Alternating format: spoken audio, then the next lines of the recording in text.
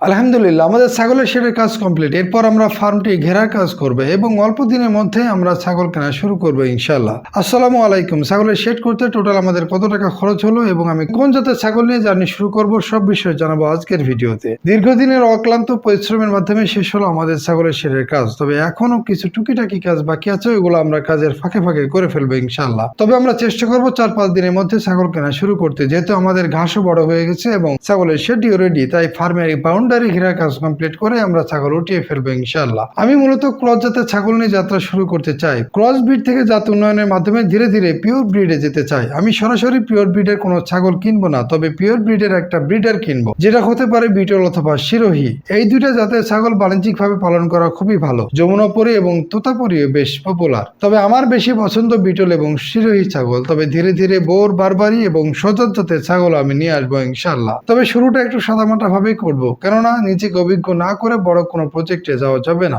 এবং ক্রস ব্রিডের ছাগলগুলো বাংলাদেশের আবহাওয়ার জন্য পারফেক্ট। এর রোগ বালাই তুলনামূলক কম, তাই শুরুটা ক্রস জাতের ছাগল দিয়ে করাই ভালো।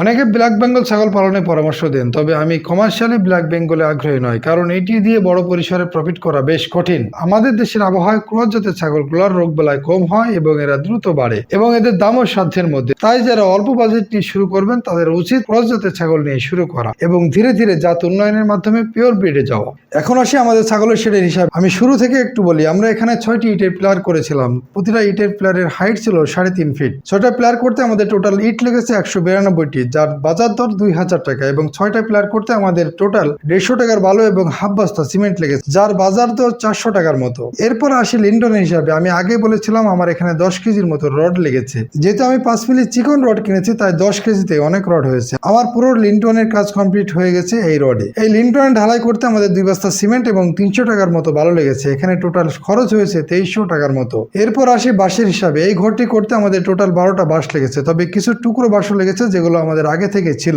12টা বাঁশের দাম 2600 টাকা। এরপর আসি মাচার হিসেবে। মাচা করতে আমরা টোটাল 5600 টাকার কাঠ কিনেছি। এটি শিল কড়াই কাঠ, যা পানিতে সহজে নষ্ট হয় না। এবং এই শেডে চাল দিতে টোটাল আমাদের 8000 টাকার টিন লেগেছে এবং চারিদিকে 2 ফিট হাইট এবং একদিকে পুরো ঘিরতে টোটাল আমাদের 7টা টিন লেগেছে। যেহেতু সামনের রঙিন টিন আগেই কেনা ছিল, তাই ওই হিসাব আমরা এখানে আর ধরিনি। এবং সিঁড়ি করতে আমাদের টোটাল 1000 টাকার কাঠ লেগেছে। এই কাঠটার নাম আমাদের এখানে বলে রেন্টি কাঠ, যেটা আমরা 290 টাকা সেফটি হিসেবে কিনেছি। এখানে টোটাল 3 সেফটি কাঠ আমরা কিনেছিলাম, তবে সব কাঠ আমাদের লাগেনি, তাই আমরা 1000 টাকা ধরেছি সিঁড়ির কাঠ বাবদ। পেরেক এবং তার বাবদ 1000 টাকা খরচ হয়েছে, তবে আমরা এখানে কোনো মিস্ত্রি খরচ ধরিনি। এবং এই কাজটা আমরা অল্প অল্প করে প্রায় 1 মাস ধরে করেছি। যেহেতু কাজের ফাঁকে ফাঁকে ফার্মের অন্যান্য কাজও করি, তাই আমাদের কাজটা কমপ্লিট করতে সময় লেগেছে। আমরা কোন জায়গায় কোন কাঠ ব্যবহার করেছি এবং সেই কাঠের বিশেষত্ব কি সেটা আগের ভিডিওতে বলেছি। যেহেতু কাঠের দাম কম বেশি হতে পারে স্থান এবং কাঠের পরিপক্কতার উপর ভিত্তি করে, তাই আপনারা যখন কাঠ কিনবেন কয়েকটা সমিল ঘুরে ঘুরে দাম যাচাই করে তারপরে কিনবেন। আমাদের এই জার্নিটার জন্য দোয়া করবেন, আমরা যেন সফলতার সাথে এগিয়ে যেতে পারি। মনে রাখবেন, প্রকৃতিকে ভালোবাসলে, প্রকৃতির সাথে থাকলে